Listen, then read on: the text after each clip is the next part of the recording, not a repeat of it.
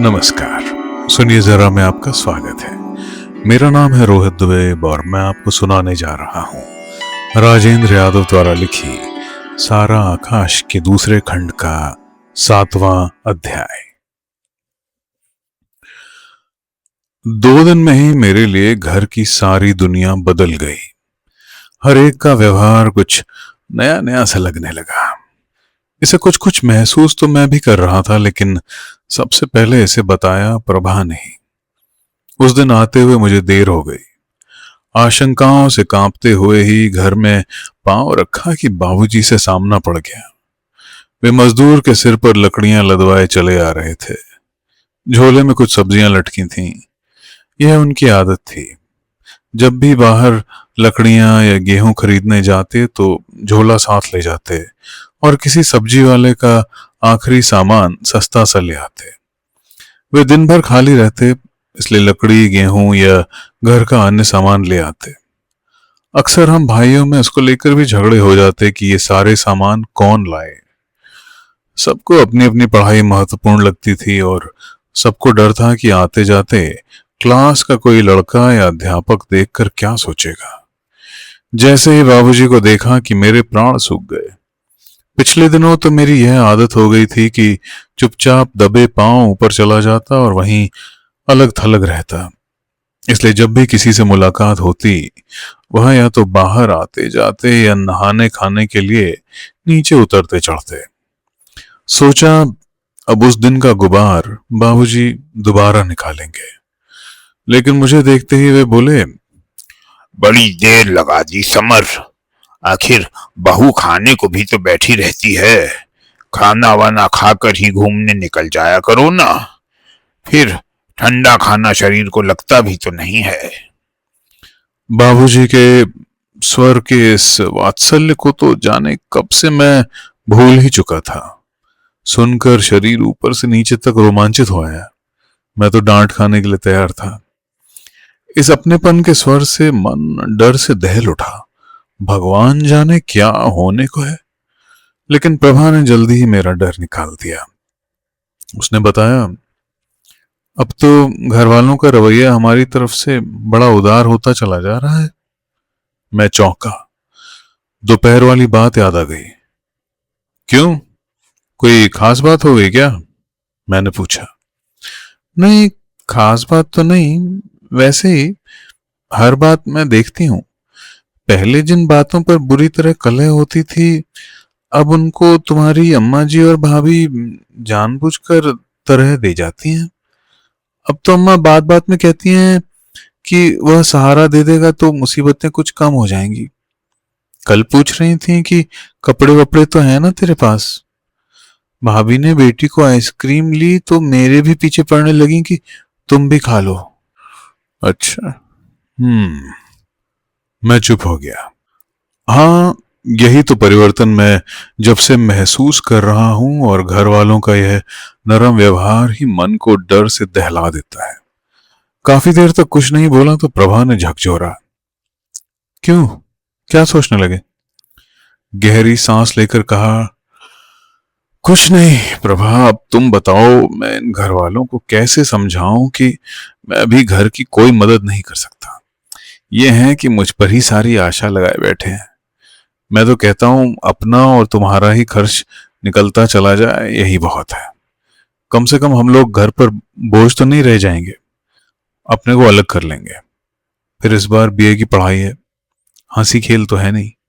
उधर दिवाकर ने साफ बता दिया है कि अगर बीए में पढ़ो तभी यह काम लेना। जिस विश्वास पर काम लिया है उसे पूरा नहीं करेंगे तो उसे बुरा नहीं लगेगा। खैर, इसमें बुरा लगने की क्या बात है? प्रभा ने मेरा मन लेने के लिए पूछा। भाई, मैंने नौकरी करने को कहकर तो ये काम लिया नहीं है। मैंने तो पढ़ाई चलाए रखने के लिए काम लिया था। इस बार 15-15 रुपए की तो एक एक किताब आएगी। किताबें तो खैर मैं दिवाकर से ले लूंगा, साथ ही पढ़ेंगे तो अलग से जरूरत नहीं पड़ेगी। लेकिन तुम ही सोचो कि 75 में बचेगा क्या? 20 तो दिवाकर को ही देने हैं। जैसे ही कॉलेज खुलेंगे एडमिशन वगैरह मिलाकर 26 के करीब वहां देने होंगे। उधर ये कपड़े कॉलेज जाने लायक रह गए हैं, तुम ही बताओ। तार तार तो निकला चला जा रहा है। कम से कम एक कमीज पतलून तो हो ही अपने पास। यूं होने को जूते नहीं हैं, कलम नहीं है, भाई साहब का रेजर इस्तेमाल करता हूं। एक मुसीबत है, सारी आफतें एक साथ इसी महीने आ पड़ी हैं। कागज, कॉपी, अटर सटर में ही 25-30 रुपए निकल जाएंगे।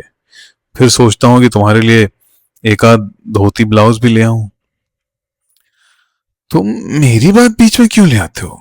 कह तो दिया कि मेरे पास बहुत है, जरूरत होगी तो खुद ही कह दूंगी, समझे? मेरे लिए कुछ नहीं, अगले महीने आ जाएगा, फिर कभी आ जाएगा। इस बार प्रभा ने मुझे समझाने को नहीं, सचमुच चिंता से कहा। खैर, फिर भी हिसाब तो तुम्हारे सामने है ही। अब बताओ, 75 रुपयों में से बचा क्या? इनमें से कौन सी चीज कम कर दूं और क्या घर वालों को मदद दूं? बहुत से बहुत दिवाकर को इस बार नहीं दूंगा। फिर अचानक याद आया तो बोला, और कॉलेज तो 8 को ही खुल जाएंगे, मुझे पैसे मिलेंगे 15 तक। उधार तो और भी लेना पड़ेगा, क्योंकि इन चीजों की जरूरत पहले ही पड़ेगी। फिर हम दोनों देर तक अपनी अपनी मुसीबतों को एक दूसरे से रोते रहे। अपने ही विचारों में खोए खोए मैंने कहा, प्रभा, यह तो मैं देख रहा हूं कि बाबूजी, अम्मा, भाई साहब सभी मुझसे उम्मीद लगाए बैठे हैं। सभी यह दिखाने लगे हैं कि उन लोगों के सारे कष्ट दूर हो जाएंगे क्योंकि समर कमाने लगा है। लेकिन उन्हें ये सारी बातें बताई भी तो नहीं जा सकती। बता भी दें तो समझेंगे नहीं। सबको पता है कि मिलेंगे वही 75 रुपए, लेकिन सोच रहे हैं जैसे जाने कहां की हुंडी मिलेगी। तुम ही बताओ, कैसे समझाओ इन लोगों को? आगे गहरी सांस लेकर कहा, और इधर यह साला रिजल्ट अलग जान मुसीबत में किया है। पता नहीं क्या होगा, मालूम नहीं कॉलेज भी ज्वाइन करने देगा। ये सारे अरमान यूं ही मन के मन में रह जाएंगे। और अपने आगे मुझे अंधकार का ऐसा सागर लहराता दिखाई दिया जिसका कहीं और छोर ही नहीं था। उन दिनों वातावरण में बस रिजल्ट ही रिजल्ट गूंज रहा था। जिधर देखो उधर ही 2-3 लड़के मिलकर यही बातें करते कि फला पेपर ऐसा हुआ था, उसमें इतने नंबर आ ही जाने चाहिए। उमानाथ नंबर बढ़वाने की कोशिश करने पहुंचा तो परीक्षक ने कैसे उसे धक्के देकर निकलवा दिया और उसी ने बालेश्वर के नंबर चुपचाप बढ़ा दिए।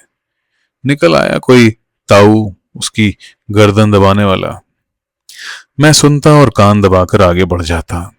अब तो एक आत्मविश्वास आ गया था, जो होगा देखा जाएगा। लड़कों की अधीरता पर दया भी आने लगी थी। पता नहीं किसके घर की स्थिति कैसी हो। मैंने अपनी नौकरी पर जाना शुरू कर दिया था।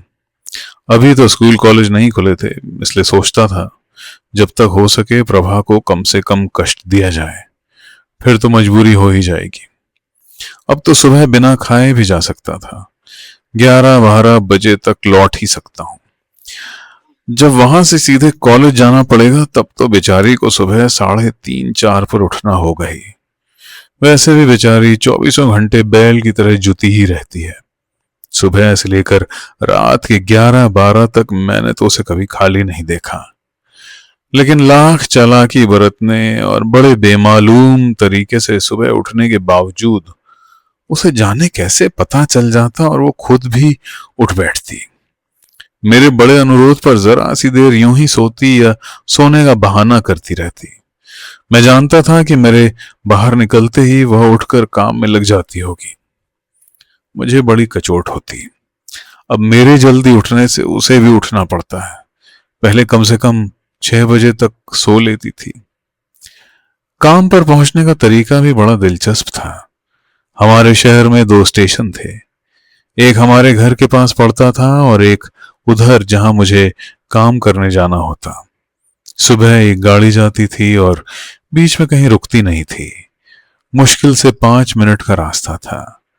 गाड़ी के रुकते ही मैं रेल की टूटी तारों वाली बाड़ से फुर्ती से बाहर हो जाता और शान से इस तरह से सड़क पर चलने लगता जैसे मैं तो सड़क पर चल रहा था। पहले 2-1 दिन तो जो हालत थी उसका बयान नहीं कर सकता। प्रभा को मैंने बताया था। मेरा दिल ऐसे धड़क रहा था कि कानों में बजता सुनाई देता था। रेल में ऐसा मन घबराता कि चक्कर आने लगते। बार बार सारा शरीर पसीने से तरबतर हो जाता और हर पल लगता कि इधर टीटी आया, उधर से काले कोट वाले आदमी ने मेरी बाह पकड़ी। लेकिन यह तो पहले 2 दिन की हालत थी।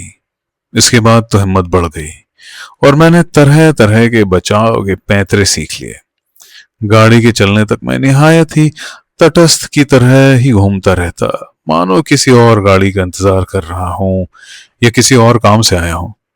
टीटी पर राख रखता और जैसे ही गाड़ी चलती उससे सबसे दूर पड़ने वाले डिब्बे में चढ़ जाता। जैसे ही गाड़ी रुकती कि सबसे पहले प्लेटफॉर्म पर उतरकर फिर इस तरह टहलने लगता मानो मैं तो जाने कब का यहां टहल रहा हूं, मुझे इस रेल से क्या लेना देना।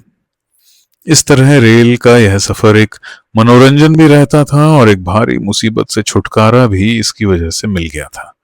वरना सुबह ही जितना पैदल चलकर आना पड़ता उसकी तो कल्पना से ही मैं डर गया था। गर्मियों में तो जैसे तैसे घूमते हुए आया जा सकता था, मगर जाड़ों में अपने पुराने कपड़ों में ठंड से ठिठुरते हुए आना तो सचमुच मुसीबत होती। उस कल्पना से ही रूह कांप जाती। लेकिन काम शुरू में जितना रोचक लगा, बाद में तबीयत उतनी ही उससे उबने लगी। 5 से 11 तक प्रूफ के गीले खुरदरे कागजों पर फैलती स्याही से 6 घंटे लगातार उल्टे सीधे निशान बनाते बनाते सिर भन्नाने लगता था। उस समय मैं और भी डर जाता कि अगर यह काम सचमुच इतना ही थका देने वाला और कष्टदायक है तो कॉलेज के दिनों में यहां से जाने के बाद पढ़ लिख क्या पाऊंगा, कुछ समझ में ही नहीं आएगा। पहले कुछ दिन तो जोश जोश में मैंने इतने सारे पन्नों के प्रूफ एक साथ देख डाले कि सारे प्रेस वाले चकित रह गए। लगता था कि इस जरा से काम में दिक्कत ही क्या है, केवल पढ़ना ही तो है, जहां गलत लगे वहां निशान लगा दो। लेकिन मैनेजर ने बाद में सारे पन्ने लौटा दिए क्योंकि उनमें ढेरों गलतियां भरी पड़ी थी। मैंने तो खूब ध्यान से देखा था, ये कैसे छूट गई मेरी समझ में ही नहीं आया। धीरे धीरे वह सारा जोश समाप्त हो गया और एक एक अक्षर कॉपी से मिला मिलाकर जांचने के बाद अपना सिर गीली मिट्टी के लोंदे जैसा लगता था। प्रेस की मशीनों की खस और खटर खटर चलती रहती और इन आवाजों के ऊपर सारे गले से चीख कर दिए गए हुक्म गूंजते रहते। नोट, टाइप उभर क्यों नहीं रहा है? अब स्याही ज्यादा आने लगी।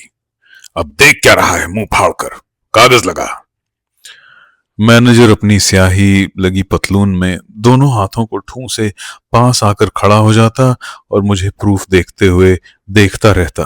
तो मुझे ऐसी घबराहट और बेचैनी होती जैसे इम्तिहान के दिनों में इन्विजिलेटर के पास आकर खड़ा हो जाने पर होती थी। फिर वह चलते चलते कह जाता, बड़े सुस्त प्रूफ देख रहे हैं मिस्टर, मशीन खाली पड़ी है। अभी तो करेक्शन भी टाइम लेगा, जरा ध्यान से देखिए और कई बार देखिए। प्रूफ देखने का काम तो झाड़ू लगाने का काम है। जितनी बार झाड़ो उतनी ही बार कूड़ा कहीं ना कहीं से दोबारा निकल आता है।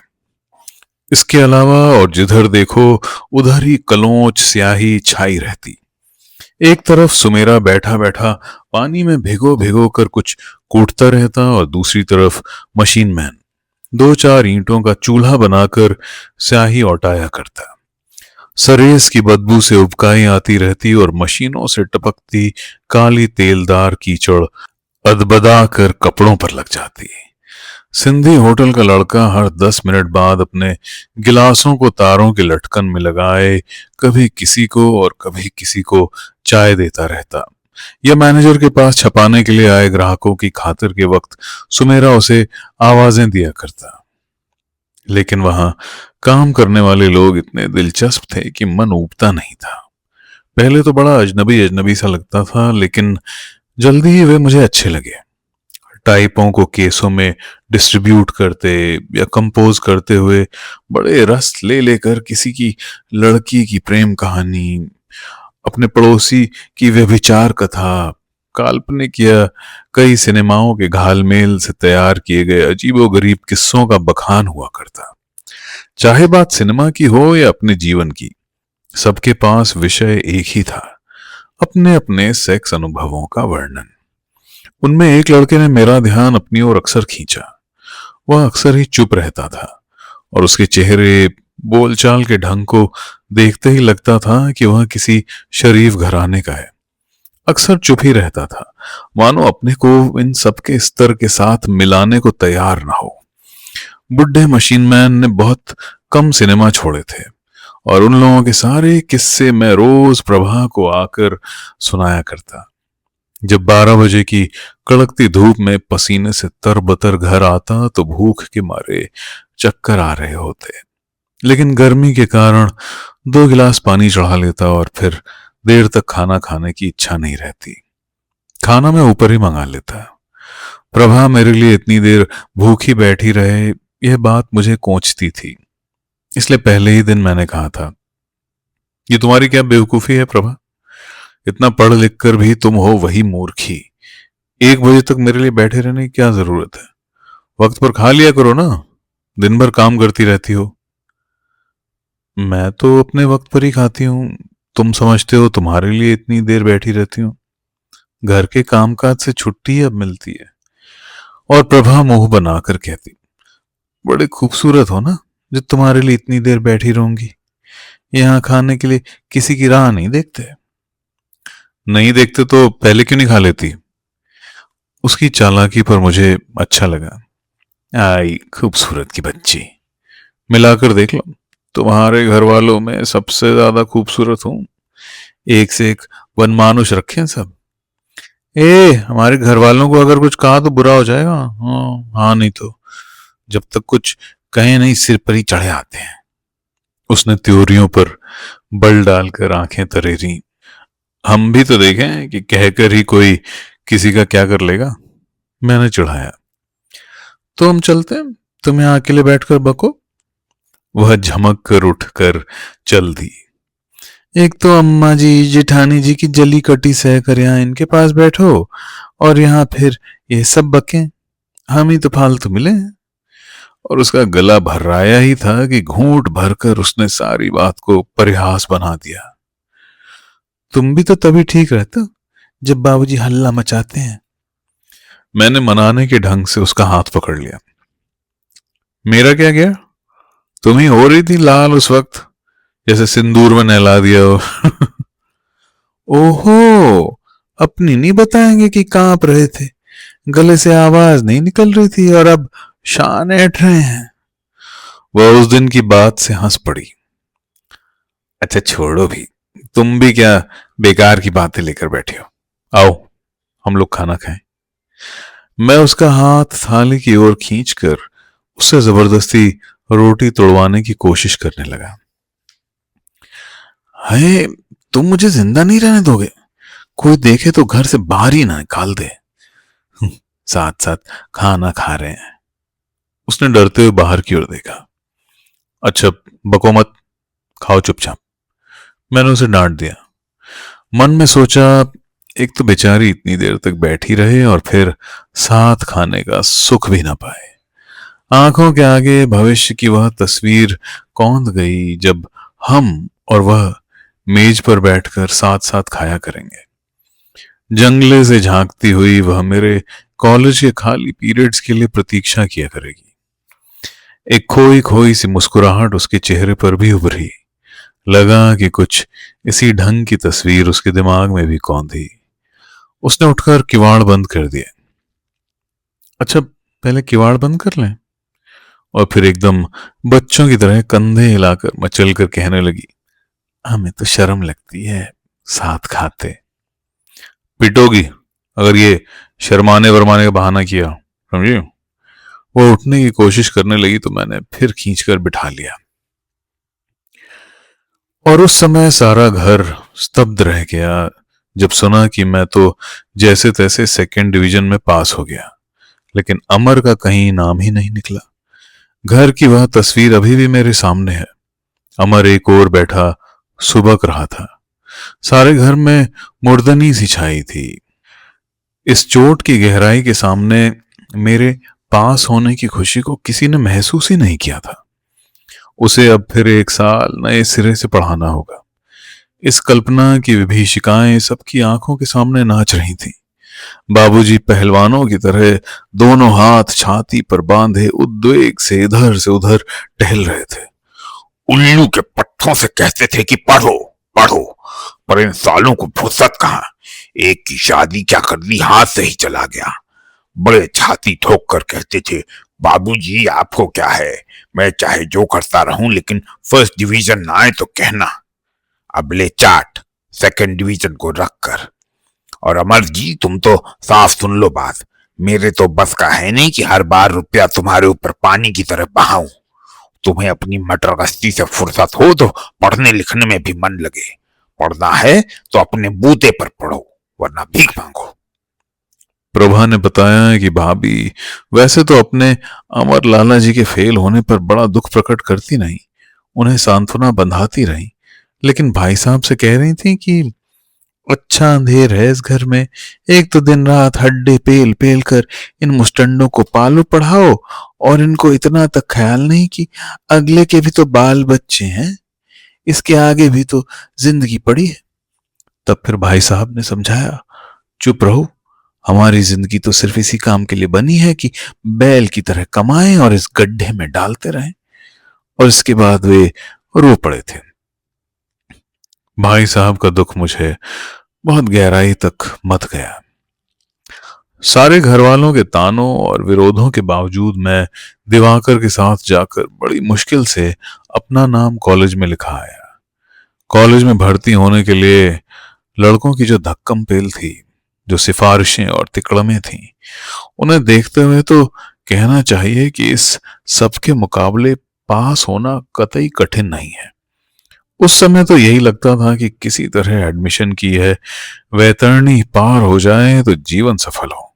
कोई पूछने वाला नहीं था, और बड़े बड़े फर्स्ट क्लास लड़के प्रिंसिपल के कमरे से वाइस प्रिंसिपल के कमरे में टकरा रहे थे। कोई किसी एमपी की सिफारिश लिए चला आ रहा था, और किसी के साथ कोई मजिस्ट्रेट खुद अपना आदमी भेज रहे थे। अभी भी उम्मीद यही लग रही थी कि एक एक क्लास में 60-60 लड़के होंगे, और इस तरह की हर क्लास में 4-4 सेक्शन तो कम से कम होंगे ही। शैतान की आंत की तरह सिलसिला बढ़ता ही चला जा रहा था।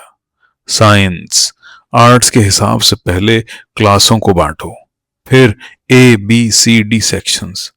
मुझे भी अपने भर्ती होने में पूरे 3 दिन बिगाड़ने पड़े। कॉलेज का पुराना विद्यार्थी होने के कारण हो भी गया।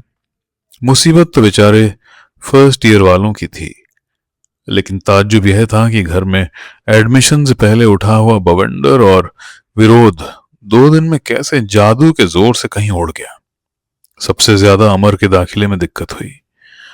अब प्रभा के लिए असली मुसीबत आई। प्रेस से 11 बजे छूटते ही मुझे कॉलेज भागना पड़ता था, और वहां से 3 बजे छुट्टी मिलती थी।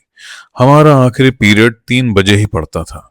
वह तो कहो कॉलेज में अभी MT मिलिट्री ट्रेनिंग शुरू नहीं हुई थी, वरना 4:30 से लेकर 7:30 तक वहां घिसना पड़ता।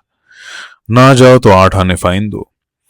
तब तो सुबह 4:30 बजे घर से निकलकर बड़ी मुश्किल से रात को 7:30 या 8 बजे घर पहुंच पाया करूंगा।